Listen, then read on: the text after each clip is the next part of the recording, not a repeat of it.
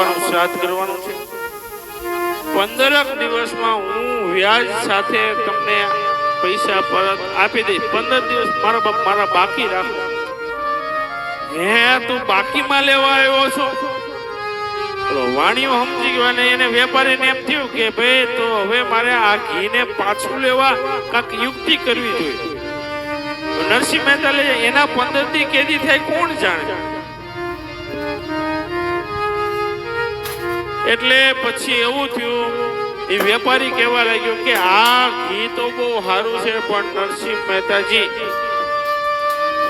મેં સવારે દુકાન ખોલીને ત્યારે એ આ જે ડબ્બામાં તમને ઘી આપ્યું ને એ ડબ્બામાં ગરોળી પડી ગઈ અને તમારે આ તમારા પિતાશ્રીના શ્રાદ્ધમાં વાપરો, આ ન લઈ જાય. લાવ પાછું એમ કહે ને એ તપેલી પાછી લઈને ઘી પાછું ડબ્બામાં ઠાલવી દીધું. આવી બનાવટ કરી અને નરસિંહને આગળ મૂક્યો.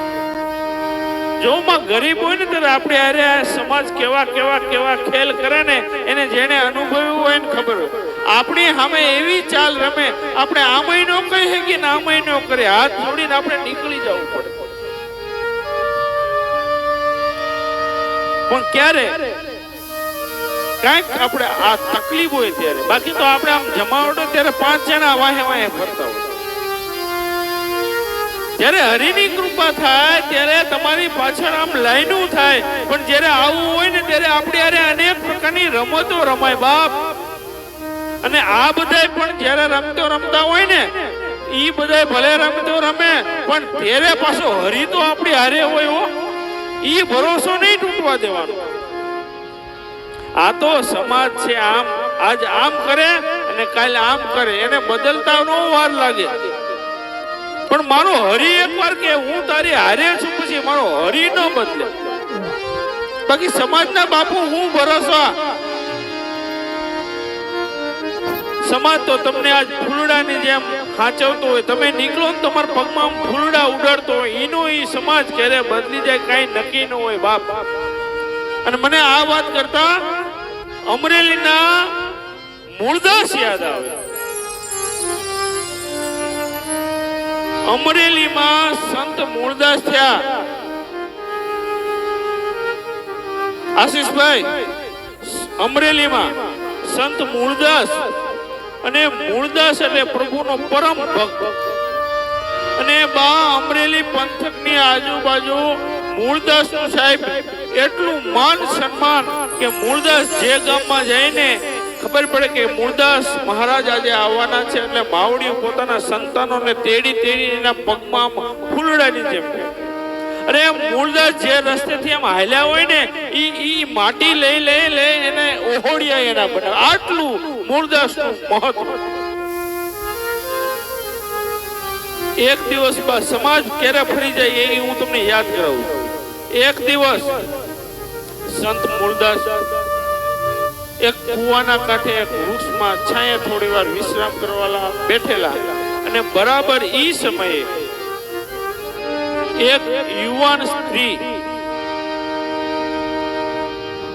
દોડતી આવી અને એ વૃક્ષની બાજુમાં જે કૂવો હતો એમાં આપઘાત કરવા માટે પડવાની હતી.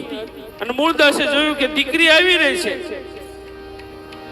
અને સંત મૂળદાસ પામી ગયા કે આ દીકરીને જો હમણે નહીં રોકું ને તો હમણે પોતાના દેહને કૂવામાં ભગાવી દેશે. અને મૂળદાસ ઉભા થાય અને દીકરીનો હાથ પકડો કે બેટા કા મારા દીકરા તું હુકમ આવો આપઘાત કરે શું કામ? એટલે દીકરી યુવાન દીકરીના આંખમાંથી આંસુડા વહી રહ્યા છે, અને એને જવાબ આપ્યો, બાપ મૂળદાસજી, હું તમને પગે લાગીને કહું કે મારાથી એક ભૂલ થઈ ગઈ છે. ઈ ભૂલના લીધે હું અત્યારે ગર્ભવતી છું, મારા પેટમાં બાળક છે. પણ બેટા બાળક છે તો તું આપઘાત તો તમે બે જીવ તે શું કામ આપઘાત કરે? દીકરી કહે છે કે બાપજી,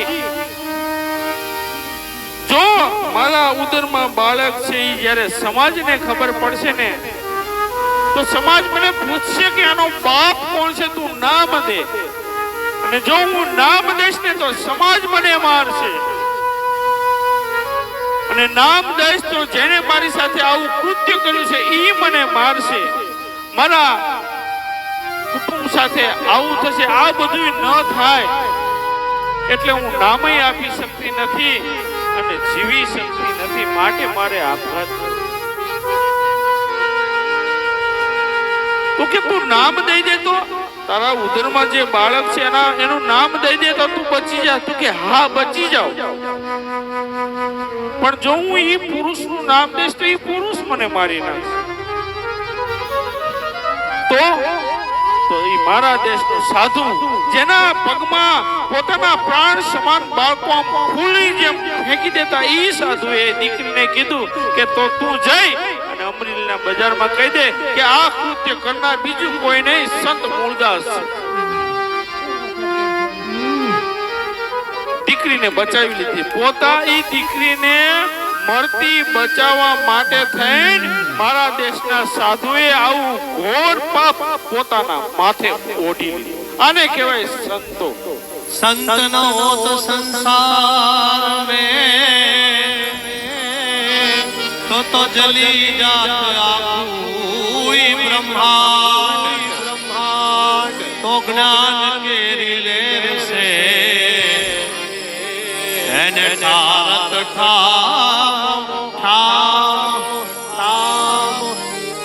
એટલે દીકરી બચી ગઈ. ગામમાં જઈને કીધું, પછી એને કઈ બીક નથી. નામ કીધું કે આવું કૃત્ય મૂળદાસે કર્યું છે, અને બા જે ભગવાન માનતા હતા એનામાં એને તો બચાવવા માટે નામ પોતાનું દીધું, પણ જે ફૂલડાની જેમ બાળકોને ફેંકી દેતો હતો ને એ જ સમાજ અમરેલીની બજારમાં એ સંત મૂળદાસને કહેવાય છે કે ખાહડાના હાર બનાવીને પહેરાય. એને અડધૂત કરવામાં આવ્યા હતા, ન બોલવાનું કહેવામાં આવ્યું હતું, એને અમરેલીમાંથી ઝાકળો આપવામાં આવ્યો. અતિશય અપમાન થયું હતું. કહેવાનો મતલબ સમાજના ક્યારે પ્રમાણપત્ર ન લેવાય. સમાજ તો આજ આમ કે કાલ આમ કહેવાય, સમાજના પ્રમાણપત્ર ન હોય. પ્રમાણપત્ર તો મારા દેશના સંતોના હોય. સંત એકવાર એમ કે આમ એટલે ઈ પછી હોય જ.